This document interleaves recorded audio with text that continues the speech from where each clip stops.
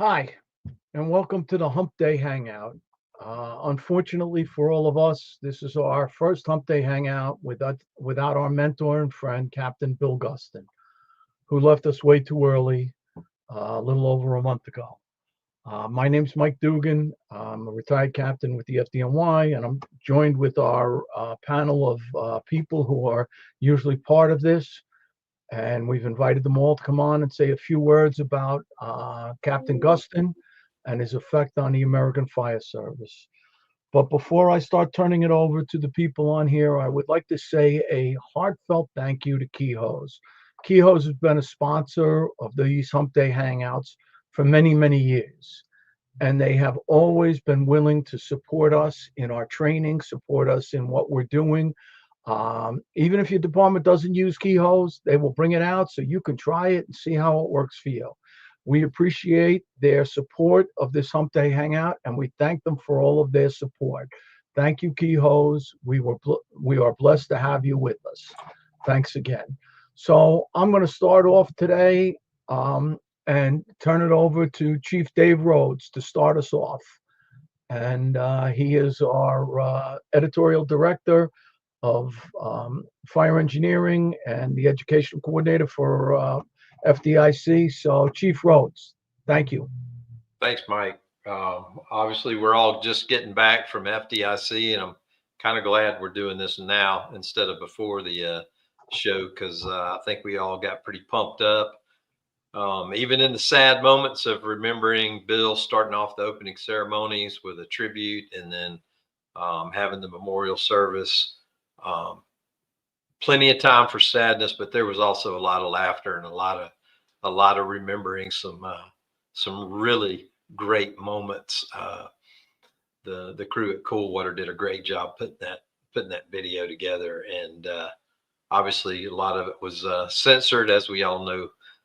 Bill had to be censored in many of his public appearances, but man, what a week, and just a lot of high energy, getting a lot of good emails, and it wasn't the same without Bill for sure. But I think he's proud of us for carrying it on and giving him a huge tribute. So with that, I'll turn it over to Glenn Corbett and then come back in a little bit later.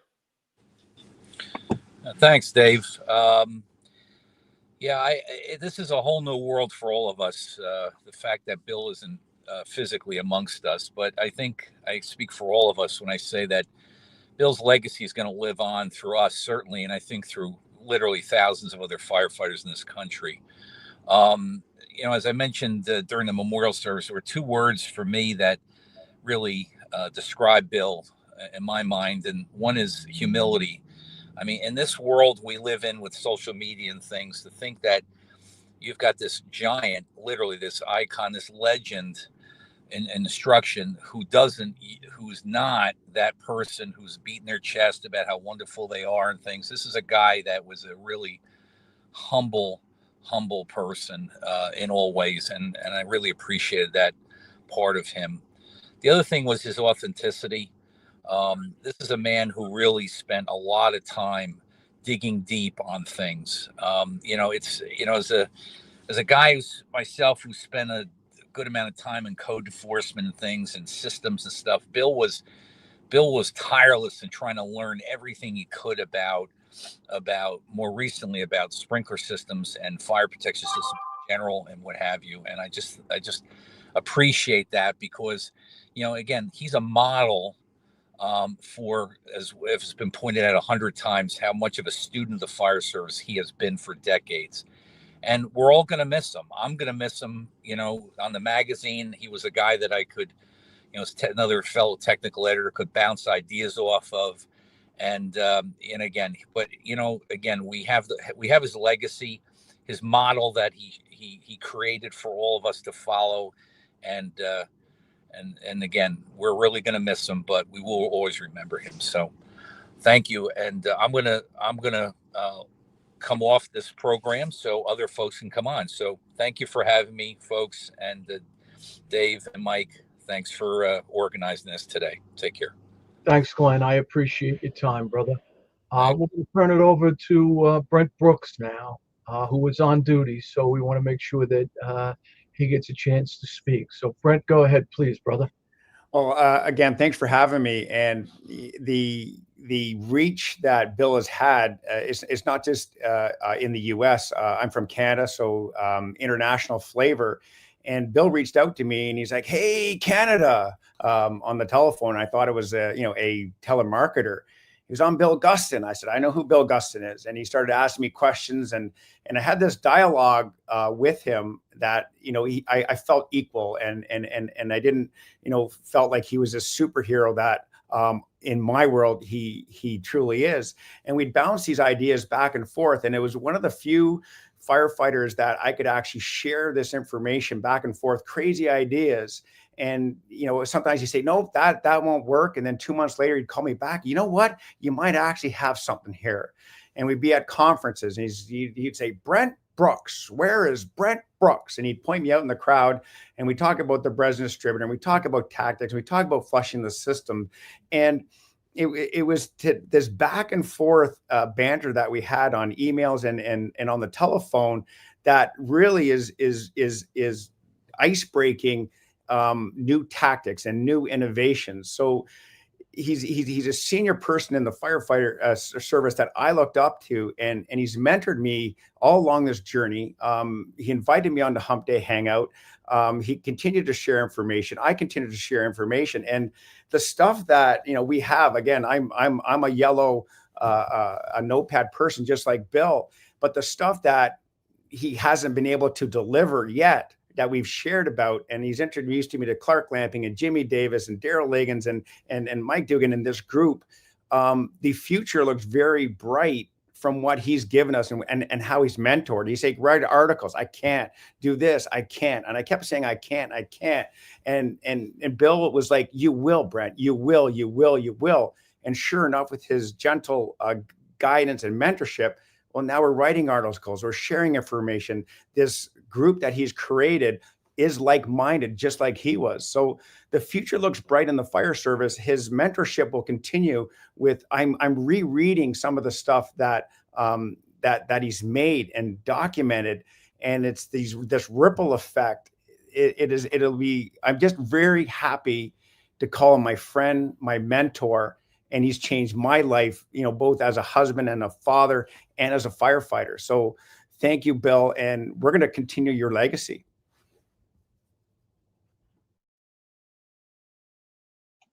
Amen, brother. Amen. Thank you for that, Brooksy. It was great, man. And we appreciate you taking time out from your shift today to spend some time with us. We appreciate that. You guys be safe out there. See ya. See you, bro. Thank you. See you, Brent. Okay, we can go on. I'm just looking at the screen, so I might as well just go to Jason Hovelman first. Jay. Hey, good seeing everybody again just last week. And of course, it's an honor to be part of this. And I'll never forget, I met Bill officially about 15 years ago. I think it's somewhere in there.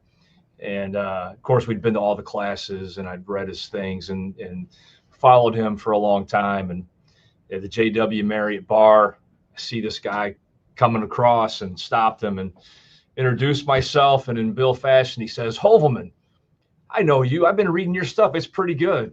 He goes, "But I got to tell you something. The pictures I see of you, you look a lot younger in those pages than you do in person." And I just kind of chuckled. He goes, "Hey, I got to go take a shit. Go buy me a beer. I'll come back." And I thought he was blowing me off. But no, he came back, and we've been friends ever since. And it was an honor to be a part of this group. And like Brent said, he was always encouraging you to write. And he would ask questions. And I can remember the first time he sat in an FDIC class of mine. And of course, it was nerve-wracking. And he asked questions, and he contributed to the class. And he took notes. Of course, when Bill's in your class, he's the only thing you can really pay attention to, because you're so worried about what he thinks and what his opinion is. And as time had gone on, when he would come in your class, you were still nervous, but it was more of an honor, and you felt really privilege to have him think enough, because he wasn't just coming there because he was your friend. He was coming there to get information. And I always found that to be incredibly humble. As was mentioned before, I found it to be a model of what we should all do and how we should seek out information from anybody and everybody. And he always was engaged. And I always appreciated that. And Bill, in all the things that have been said about Bill, two things have always stuck out to me with him is that one, he has this salty exterior. You know, the picture of him flexing with the cigar and this, you know, this salty exterior, and he was. But the real Bill was very soft and compassionate. And I don't mean soft in a bad way, but he truly cared about people, and he truly cared about you, and he truly cared about your family. And you know, when I was diagnosed with prostate cancer, I think Bill called me along with Mike Dugan probably at least once or twice a week, and I don't know for how many months that went on. And Bill would give me names of people he knew that had it. And just the man was so selfless, not only with what he shared in the fire service, but his compassionate love that he had for you as individuals.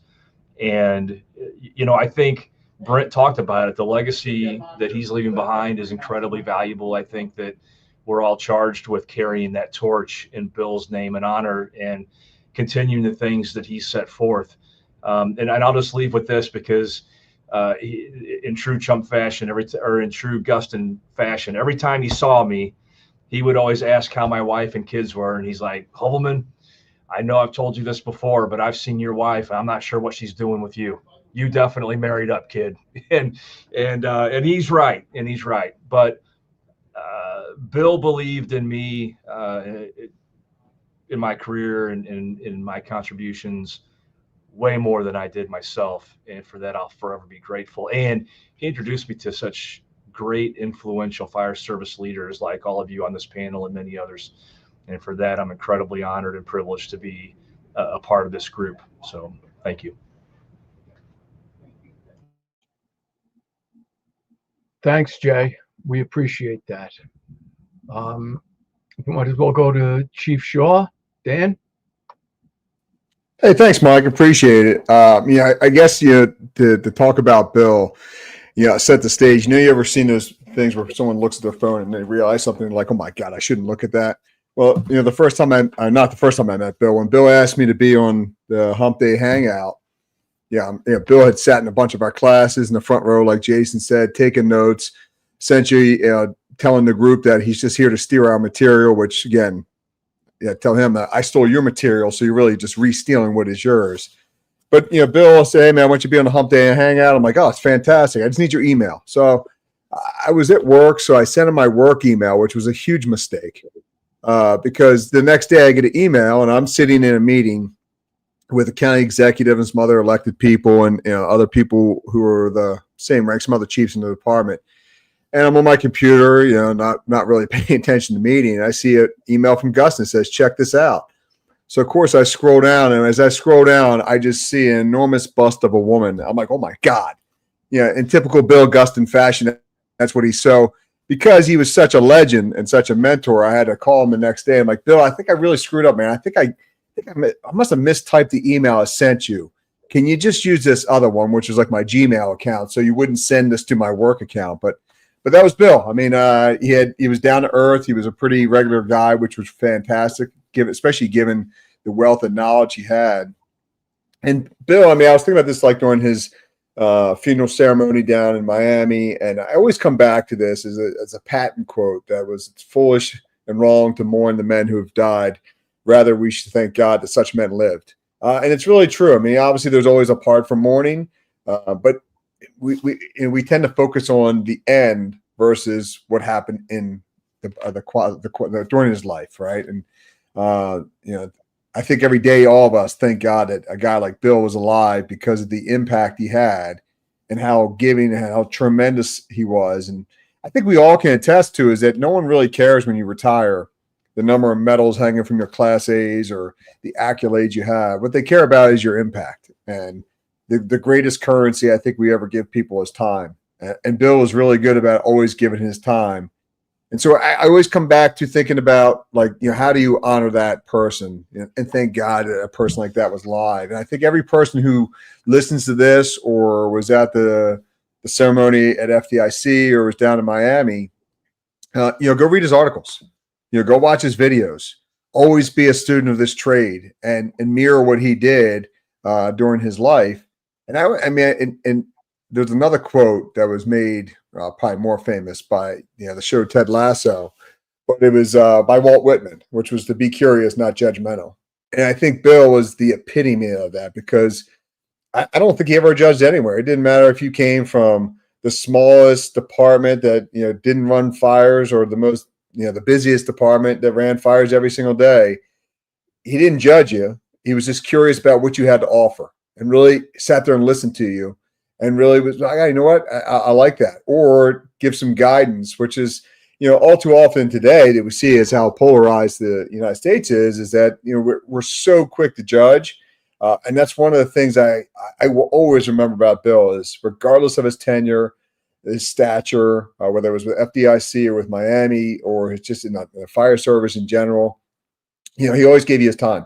He was always curious. He always wanted to learn. And that's pretty remarkable. And that's something I think we can always be grateful for. And that's what I'm going to lead with Bill. And I think it echoes a lot of the sentiments of the guys in this group. But I appreciate the time to be able to, one, share some of those feelings, but also be amongst this group, because Bill, like Bobby, there's a lot of similarities between those two when it came to, they were connectors, great connectors, just connected people. I don't know if I would ever had the opportunity to sit here with Jason and Daryl and you, Mike, and Clark, the rest of the group that we have on here, and be able to connect, because geographically we're all the way across the entire United States. But Bill would put this person in touch with this person, and then he kind of back out of it and see that relationship flourish, which in the end makes us all better, which is, I go back to, that's why we thank God that such men like Bill lived. Amen, brother. And I think it's so important that we also, all of us, understand that Bill, if you were sitting with Bill, whether you were sitting with him having a cup of coffee or at the start of a class or whatever else, he always made me feel like the most important person in the room right then and there, and that I was his full focus. And that is a gift. That is a gift. And he was the humble old captain. He was always so good at doing these things. And like you said, he put the people together. He put this group together. And he always made sure that we brought in other people from the outside. We brought in people with different backgrounds and different things. So it really came together to make this a great group. And the number of people who have talked to us about being on this Humpday Hangout and the effect it has on them. And I've gotten a couple of guys who come in and said, this is their drill for this week. When they have a Humpday Hangout, they sit and listen to that and talk about it in the firehouse. And I don't think there is any better compliment to anyone than what you are talking about is becoming someone else's drill. So I think it's very important. So I think that's great. Thank you, Bill. And I'd like to go to my good friend, Clark Lamping, who is going to be here also talking about Captain Gustin. Thank you, Captain Dugan. So yeah, a lot of what Dan Shaw was saying. I knew Bill, and we had met before, and I'm actually in a bathroom, and we're standing at urinals, and we're shoulder to shoulder at these urinals. And Bill says, "Las Vegas, huh?" I said, "Yeah." He says, "Didn't some guys get hurt in a training burn in Las Vegas?" And he was referring to this drill we had in North Las Vegas, and it was a PPA, positive pressure attack. And the drill went wrong, and we had a bunch of guys get burned. And unfortunately, I was involved with running that drill. And so I said, "Yeah, that's true, Cap. That did happen." And he says, tell me what happened." I said, "Unfortunately, Cap, my fingerprints are all over that. We made some mistakes. Some guys got hurt. And I would say that I am actually part of that problem." And so he unbeknownst to me, did a bunch of research on that because he saw that it affected me. He saw that conversation, how that affected me, and I was still bothered by that drill. And he reached out to me and called me and said, "Hey, tell me about what happened." And I told him about it, and he pretty much put my mind at ease. He said, "Here's everything that happened. Here's what I see. Here's what happened, and you can't beat yourself up over that. It's what it was." And so I just remembered, like just what Chief Shaw said. He understood how that affected me, and he went out and didn't know me very well. I didn't know him very well, and he actually did some work and made me feel completely better. Did the research. So that was one Bill Gustin memory that I have. Another memory I have is I mentioned a lot of this when I spoke at FDIC. The way that he brought people up to his level. Bill Gustin had a genuine care for everyone else's career. Bill never charged. I don't know if you guys knew this. Bill would never charge for teaching, and he was at the top tier for instructors. He could have been making $5,000 a day plus expenses, but he would not accept any money. Instead, what Bill Gustin would do as a payment, he would say, "I will not take a payment, but you have to let me bring my own cadre of guys, and you have to let them in and train." And who are the guys that Bill Gustin would bring in? It wasn't your major players. It wasn't your Dugans, your Champos, your Jack Murphys, any of these guys who would all be honored to teach alongside Bill Gustin. It wasn't. It was a bunch of guys that weren't known. I remember one specific time he said, "Come to Florida. Come to Florida. We're doing this training." So I showed up to Florida, and we're just walking through, and he says, "Here's how the drills are going to go, hands-on training, boom, boom." And he says, "And you're going to teach this portion." And I looked at him and said, "I'm not here to teach. You invited me here as a student." He says, "No, you're an instructor. You're going to be an instructor." I said, I've never instructed this before." He says, "Can you do it?" It was high-rise standpipe operations. He said, "You're from Las Vegas. Do you do this?" I said, "Yeah, we do this." Do you train on this?" "Yeah, I'm completely competent on doing that." And he says, "All right, you're going to teach this today." And I thought, oh, wow. And he did the same. I heard a lot of stories from similar people about how he just brought us on and he introduced us, and then he taught us how to teach. And it was a bunch of no ones, a bunch of people no one ever heard of before. A bunch of guys from Miami-Dade. I remember another time we had some training at the Riviera Hotel, and I invited Bill Gustin, and he told me the same thing. He says, "I'm not going to take any payment from you, but let me bring some guys." And he brought all these guys from Miami-Dade, a bunch of guys no one ever heard of before. But those guys kicked some ass under the guidance and under the leadership of Bill Gustin. Those guys handled business. We had a fantastic drill at the Riviera Hotel, and I mentioned this before. A lot of these guys are now chiefs and captains in the training division, all under the guidance of Bill Gustin. He was so interested in bringing people up, teaching people how to maximize their potential. He was extremely motivated to promote the next group of fire service leaders. And there's a lot of people in our personal circle, a lot of people in this chat right now, a lot of people that would not be in this position if it wasn't for the guidance and leadership. And it wasn't just, he just didn't introduce you and say, "Okay, teach this."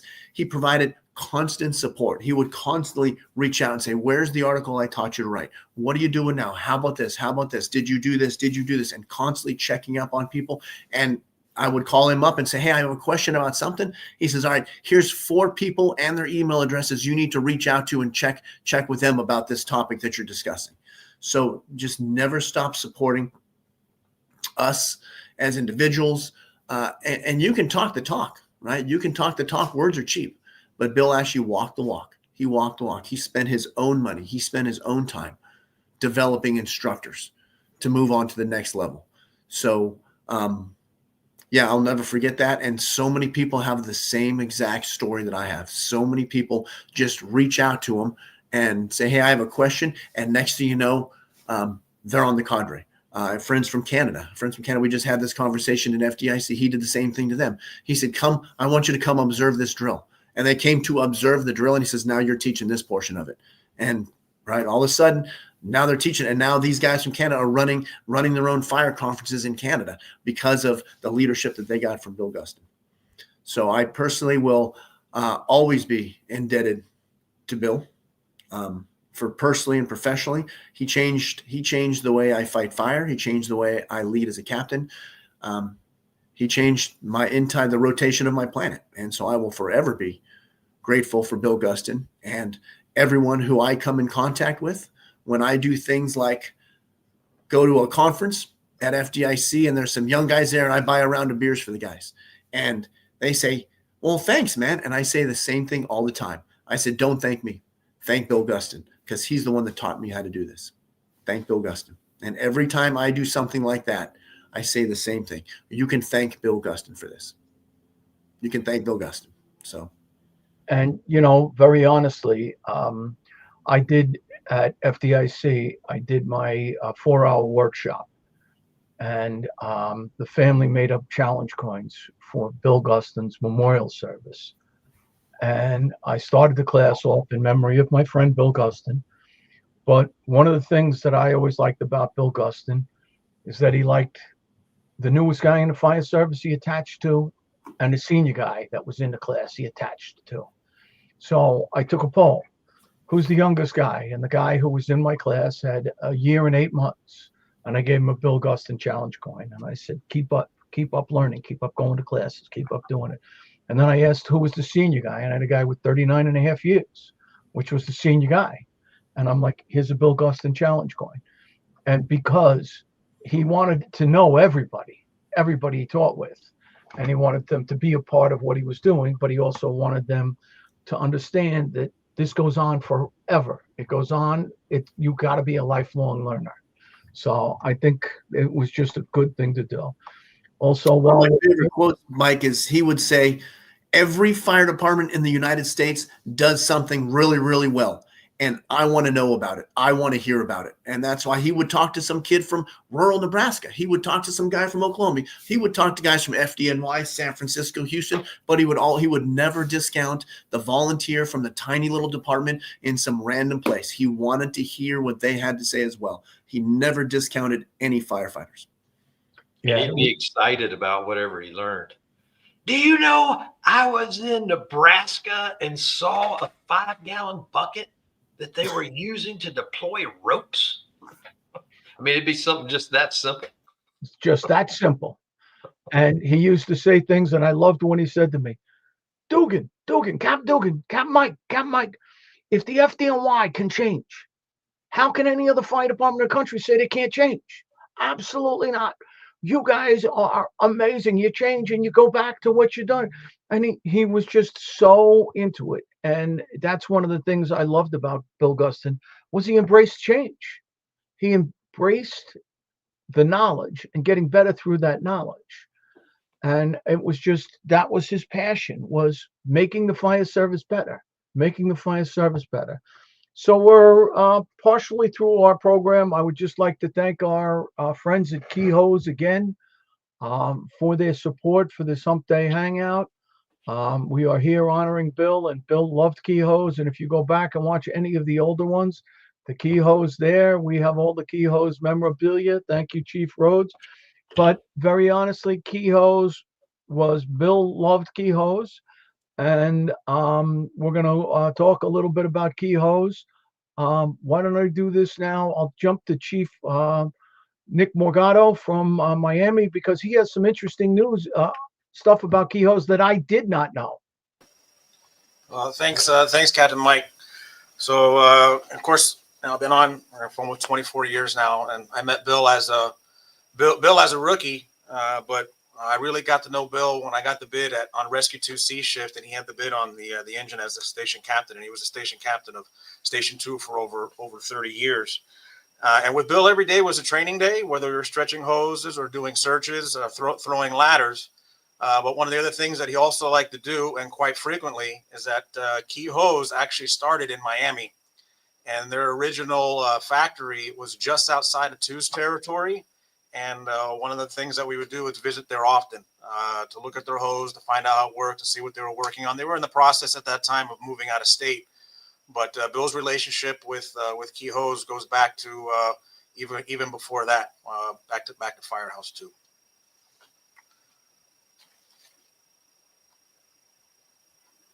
You're on mute. You're on mute, Captain Mike. That's so cool. I did not know Key Hose started in Miami, Chief, and that was so great. So we're going to continue on talking about Bill I'm going to go to our friend Jimmy Davis to talk about him, and then I'll go back to Chief Morgado to give us more information about Bill and training in Miami. So, Jimmy, if you would, please. Yeah, Captain Mike, thanks for steering the ship here. Man, the last couple of weeks have been just like a roller coaster ride. I know that all of us here on the show, Captain Bill touched us personally in different ways. And there's talking and listening to everyone give their stories and their accounts and their precious time and valuable time with Captain Bill. The commonality to that is that I'm thinking that Captain Bill was the hub of everything, and we're kind of like his offspring or the spokes to a wheel that's just going to continuously move on, moving on to the future. And I'm envisioning in my head 50 years from now, we're going to be talking about Captain Bill and his body of work.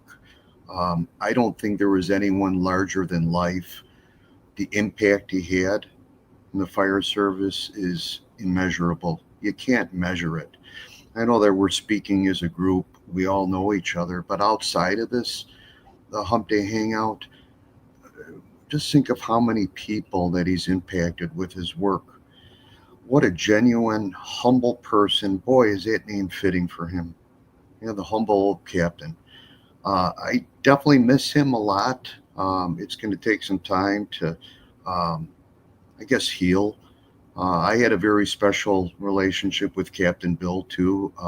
I've known him for many years, not only from the fire service, but also from the family side, that he became part of our family. We actually adopted him, my wife, and Captain Bill became very good friends. He would call her the Puerto Rican princess, and they would talk to each other quite frequently.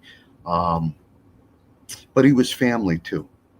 And that portion of that, the fire ground, the fire service, and the family part, we're going to just miss that.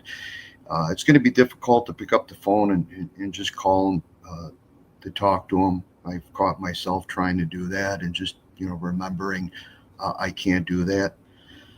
But I do know that he has left just an indelible mark in my heart, man. And there's always a special place for him. And throughout all this, I do remember, and I'm going to keep this a rated G show, or maybe PG. I love his comments, a lot of laughs, but a couple takeaways that I got with Captain Bill. First I got to mention this too. He loved his father. He loved his father. His father was a lieutenant on Chicago Fire Department. He loved the CFD. He knew more about the department than me, and every time I would talk with him, he would have something new, or if we had a big fire, he'd call me the next day and says, what happened? But he loved it, and he sure loved his dad. And his dad, and those members of Chicago Fire Department in his early years really steered him in the right direction and kind of molded him like a thing of clay to who he was and who he would become in the fire service. But back to my takeaways here, and I remember having conversations with him about this. He says, Jimmy, you got a lot of experience. You got to share it. All right. Having the experience and not sharing it benefits nobody. And we all know this one too. He says, you know what? Always be a student of the game. Keep learning. And you guys talked about him being in classes, writing notes. He had never stopped being a student of the game. Another one. Time. Enjoy the precious time on and off the job. You talked about that, spending time with your family. And I think that has helped me down the road of the balance of life, the work life cycles. Doing the teaching in the fire service can quickly consume you, but you needed to strike balance. All right. Take care of each other. There's one more thing. I really need to talk about. We build the fire service, and rightfully so, the people we protect. But equally important to all this too is that we have to take care of our own people as well. Your crew, members of the department, which I call them, or the internal people of the department, they are also a priority as well. Say something, start conversation, have a dialogue, with your members if they're hurting. And I just wanted to say that. Sometimes I don't think we do enough of that. And then lastly, Captain Bill says, never let your department culture die. Never lose your identity as a fire service as well. So that means us to continue to carry on the tradition of what we're doing. Also that to carry on the tradition and the legacy of Captain Bill. Like I said, I want people to know about Captain Bill 50 years ago, or ahead of time, that he would be mentioned in the same breath as Brunacini and Bobby Holton and Tom Brennan, the killer bees, as you would say, Captain Mike. But definitely miss him. He was definitely the nucleus of the fire service. I don't think there's been anyone that would have a greater reach in the fire service than Captain Bill. So he's dearly missed. But we'll continue to carry his legacy. Thank you, Jimmy. I appreciate that. Chief Morgado, Nick, you want to go again and talk about Bill? Because, I mean, you worked with him for how many years at the training division? He was coming up this summer, would have made 8 years that he spent here in the division. So it's a unique experience having the opportunity to work alongside him, see and hear his voice every day. And Bill's time in the training division actually was only supposed to be a temporary assignment. So 8 years ago, I was still a training captain within the division. I left Station 2 in 2011 and came here, and I never left. So I was a training officer, and Bill, especially in the last couple of years when he was in the field, he really dreaded the summers. They were just too hot, and for some particular reason, he was really anxious about the upcoming summer. And having a conversation with Mike Posner at the time, another training captain, and I can't remember who came up with the idea, but Mike's not here, so I'll take credit. So why don't we see if we can bring Bill in for the summer, and he can help us out here in the training division. So we got it approved all the way up to the fire chief. And before Mike and I could finish asking Bill the question, he already had said yes. He was in, and it was just supposed to be for the summer. And he really enjoyed his time here, and he never left. Like I said, with Bill, every day was a training day, and being here at the training division allowed him to do just that without the calls getting in the way.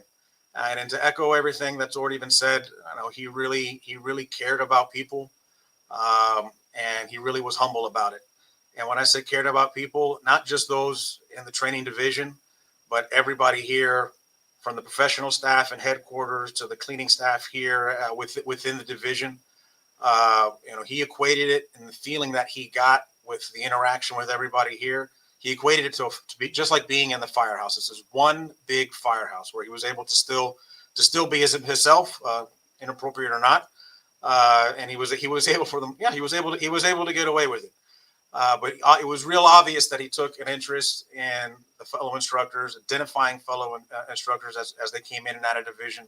And as Clark mentioned, he would take us with us on his coattails to conferences and to teach, wherever he was. And he wouldn't take payment. He would just bring my guys along. And, many of us are here today because of his direct involvement in developing the next fire service instructors.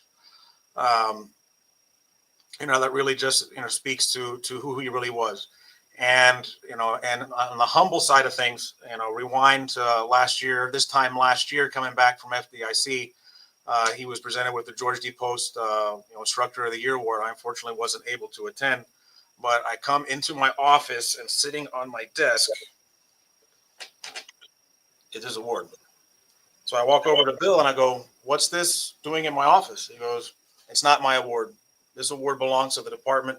The department has given me everything. I am only here and I had the opportunity to share what I know with the fire service because of Miami-Dade Fire Rescue, and it belongs to the department." And it sat in the front lobby of the training center, and it will continue to sit in the lobby of the training center because it just speaks to how humble man that he is and was.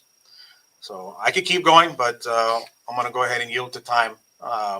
but to work alongside him was truly something to experience. And he may seem larger than life to many of those in the fire service, that the lives that he touched, but to us and everybody here at Miami-Dade Fire Rescue, specifically the training division, he was just Bill. He was our friend, and we're gonna miss hearing his voice and missing his phone calls and seeing him, as I mentioned before, around every corner. So, miss you, my friend. Thank you, Chief. We appreciate that. We're going to go to another one of our guests, and I'm going to jump over Daryl Liggins, if you don't mind, Daryl, because Sam's on duty, and in case he gets another run, we want to hear from him before he has to leave us again. Sam, if you wouldn't mind, please, brother.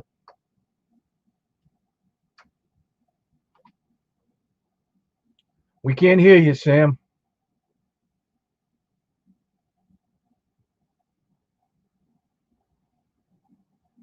Try it again. Nope. The biggest tech guy on the panel. Oh, yeah. Yep. And that little thing, a confuser, got them all screwed up. And there's no mute symbol on his name, so I don't think it's on mute. It must be Gustin fucking around with them.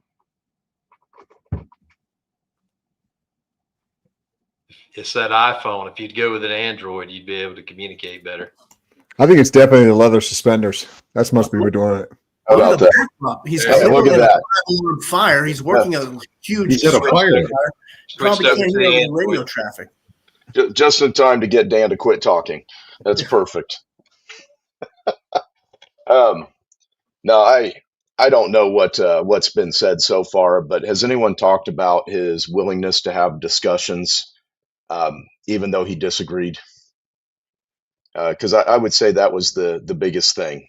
No. Yeah, that's how we met, was actually in a boardroom. He was somebody that I had always studied his material, admired from afar, but I was intimidated by him. He had so much passion, and I mistook passion for the opposite of what he was, which was a genuine person that cared about people and loved dogs.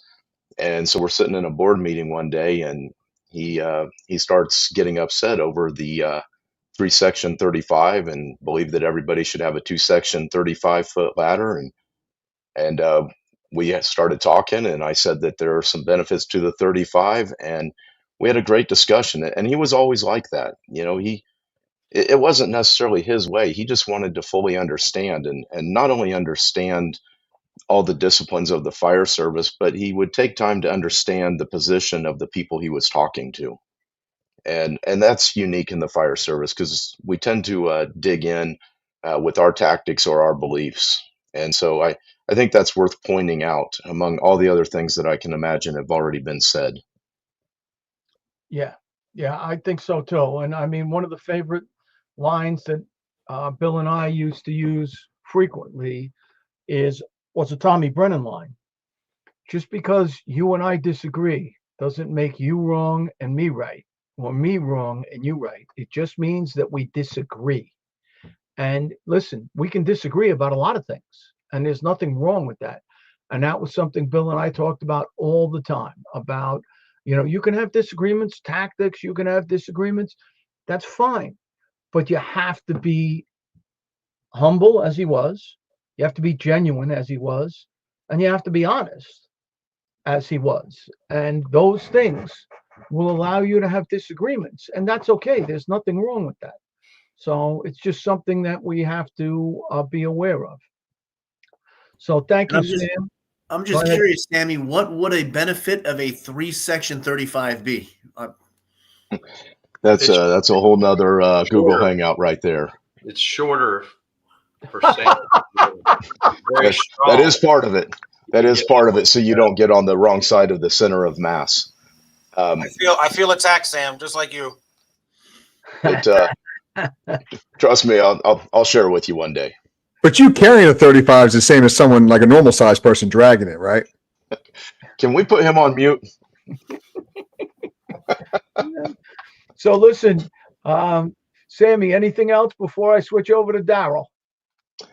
No, I would just say that, one of the things that I will miss is he was a guy that when he called you or you called him, it always started off with, "How's your family?" I mean, he knew the names of my dogs. He knew the names of my kids, and um, so it was just he would genuinely cared about people as much as he loved the fire service. Amen. Amen. He used to ask about my dog all the time, and when I lost my dog, he was one of the first people who called me up. Just a great, great guy. So, Daryl, we're gonna go to you if you don't mind, brother. I know, last but not least, bro. Yeah, anybody that didn't know Bill and they're listening to this hangout, I I hope they truly understand that when people pass, a lot of kind things can be mentioned about those people, and this is real. We were friends with him, and everything being said is absolutely genuine. There's a saying like you don't want to meet your heroes, and I am so glad that I did meet him, because he made a real difference to all of us, and he was able to put all of us together. And I just want people to imagine having 51 years in the fire service and still being as curious as a probationary firefighter, sitting in the front row, taking notes at every class.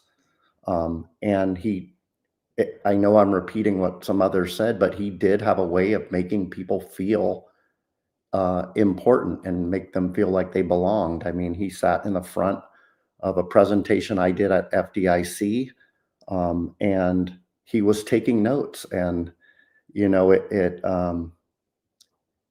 was very meaningful because he wasn't just supporting you; he was still truly curious. And right, you know, after that class, they had significantly changed a hose load in Miami-Dade, and he calls me and he's like, "We finally got rid of that triple load, and they made some modifications that he had been trying to do, and he had thanked me for a couple of things that I said that maybe sparked something uh, in how he was fighting for that, and he made people feel like they were actually making a difference." And a friend of mine in Florida, Eric Wheaton, which most of us know, he just recently did a talk, and he was talking about imposter syndrome, where a lot of people can feel like, what am I doing on this panel? Like there's somebody else that belongs here, and he would make everybody feel like they belonged there. He proved that there is always something to learn, and the devil is in the details. And I hope everybody stays that curious. A lot of people in the fire service, maybe they are trying to make a name for themselves, or charge a bunch of money for a class and write a book. And I don't blame anybody for, trying to put food on the table, but he was passed up a lot of opportunities to do that, but his richness was from passing along information. And he was a teacher, but he just seemed so interested in passing along information. And the other thing I gathered from him is he had no fear in failing. And I didn't work with him like Chief Morigato, so correct me if I'm wrong, but I do know that a lot of articles and discussions, he just wanted to try stuff, and it may have seemed, not mainstream or goofy or whatever, or hanging a Bresnan off a end of a ladder pipe and lowering it into some space, but he wanted to try stuff, and he wanted to hear what other people were doing, because it helped him understand, what Miami-Dade could be capable of doing, or what we could be capable of doing at a fire service. And if we are not passing on those lessons, it's like you're robbing the rest of the fire service from learning. And he was just, I am so thankful that he found the career that was best for him.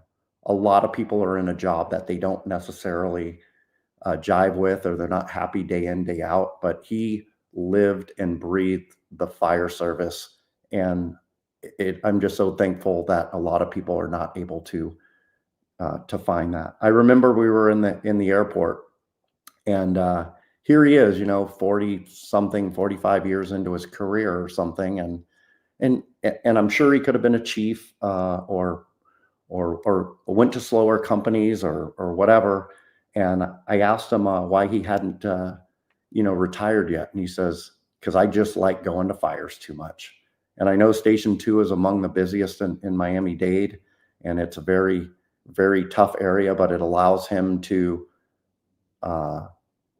do the job he wanted to do. And that was to ride on a fire engine and do the stuff that firefighters want to do.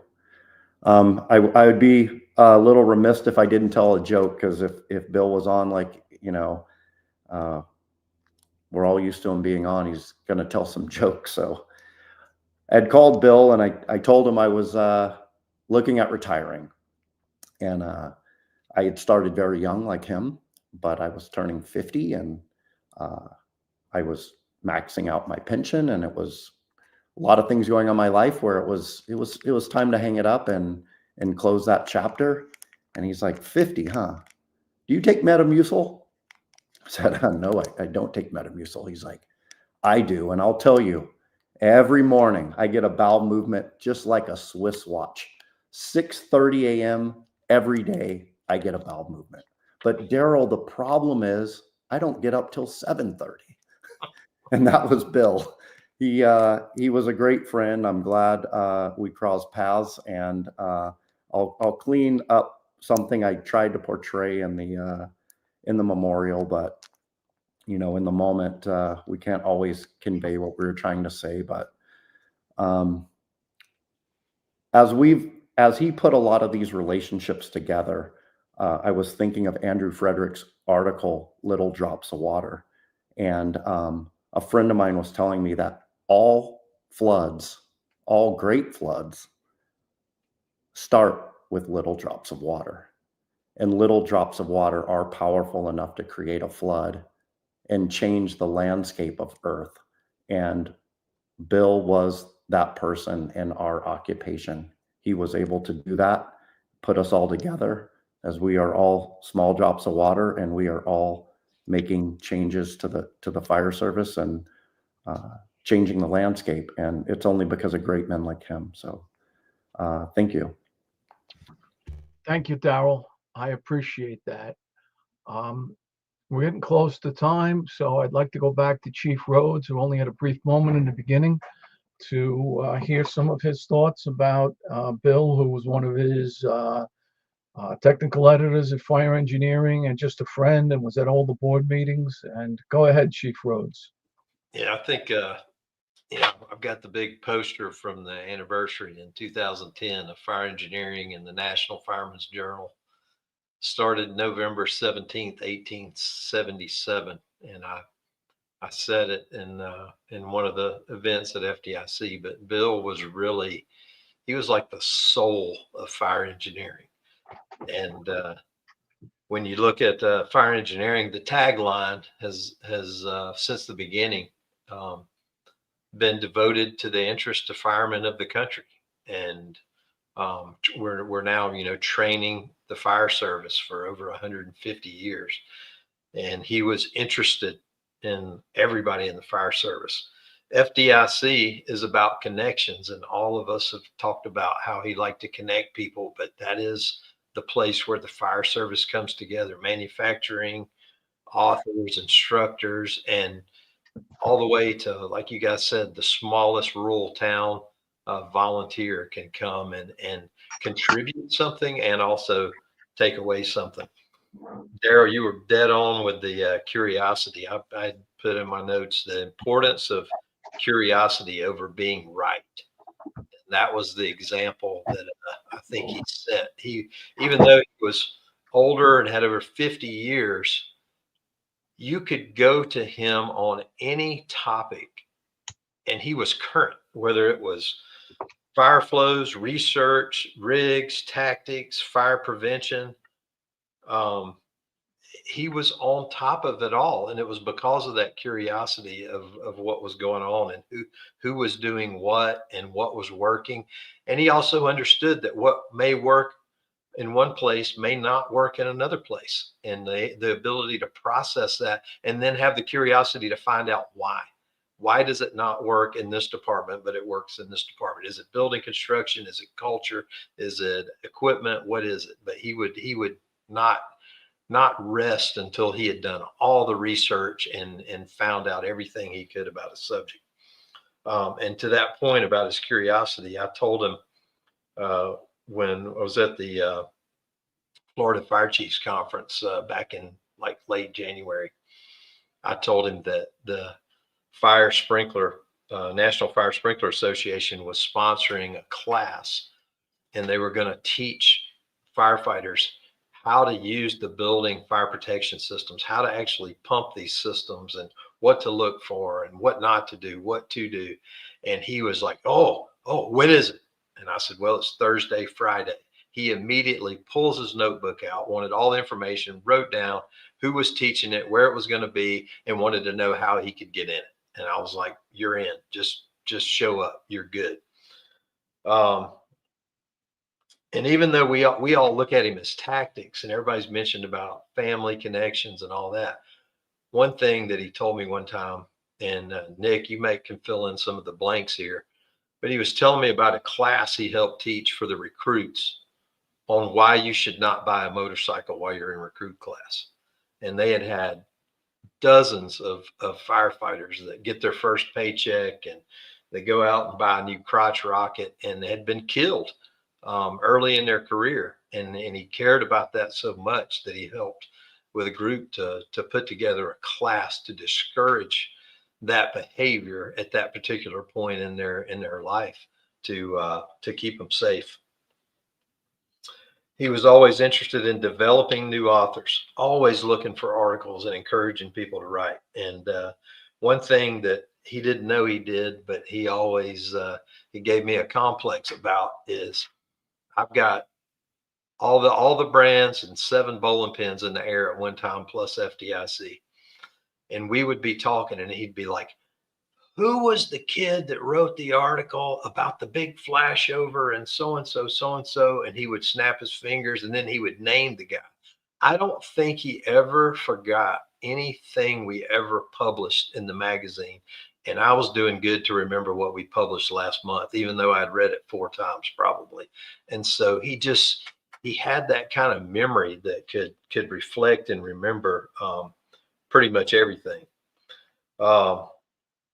With that, obviously, there's a big hole in our technical editor crew, which we have Glenn, Mike Champo, and we had Gustin. And so not revealed yet, but I'm going to ask 2 people to step in and fill those roles for Glenn. And that's going to be someone on the call, Dan Shaw.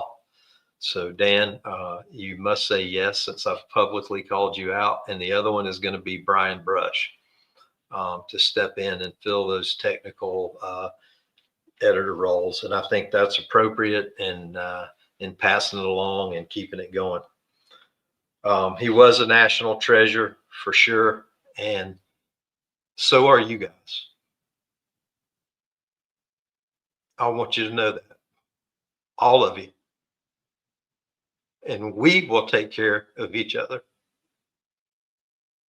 and keep this thing going. Thank you, Mike, for giving me that last time. Amen, brother. I think that's a perfect way for us to sign off. As Bill would say, after every class, God bless you and keep you safe in our noblest of professions. God bless. Thank you. Thank you.